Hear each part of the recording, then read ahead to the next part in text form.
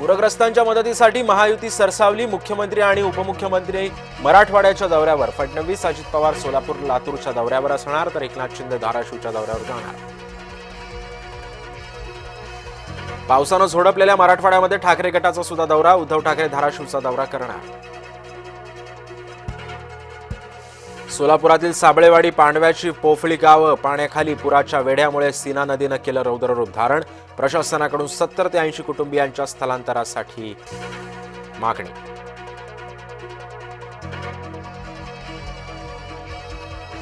कर्जमाफीबाबत सरकार गंभीर, योग्य वेळी निर्णय घेऊ. ठाकरेंप्रमाणे आम्ही दुटप्पी भूमिका घेत नाही. उपमुख्यमंत्री एकनाथ शिंदेंचा ठाकरेंवर निशाणा.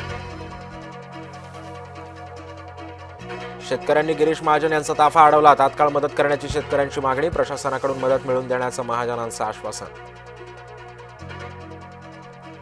पूरग्रस्तांना 2,2500 कोटींची मदत. राज्य मंत्रिमंडळाचा निर्णय. शेतकऱ्यांना दिलासा मिळणार.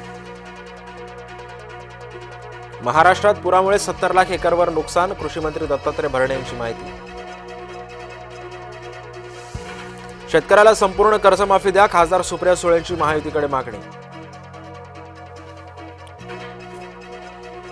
लातूरमध्ये लाखो हेक्टरवरील पिकं उद्ध्वस्त. शेतीसह दुभती जनावरं सुद्धा गेली वाहून. बळीराजानं फोडला जय महाराष्ट्राच्या कॅमेऱ्यासमोर बरडा.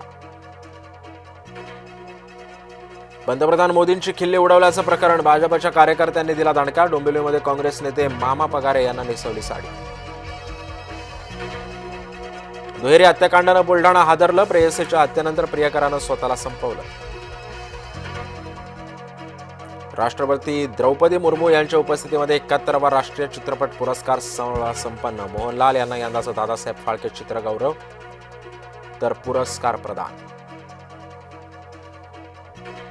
रंगभूषाकार श्रीकांत देसाई यांचा राष्ट्रीय गौरव. सॅम बहादूर चित्रपटातील रंगभूषेसाठी श्रीकांत देसाई यांना राष्ट्रीय पुरस्कार जाहीर.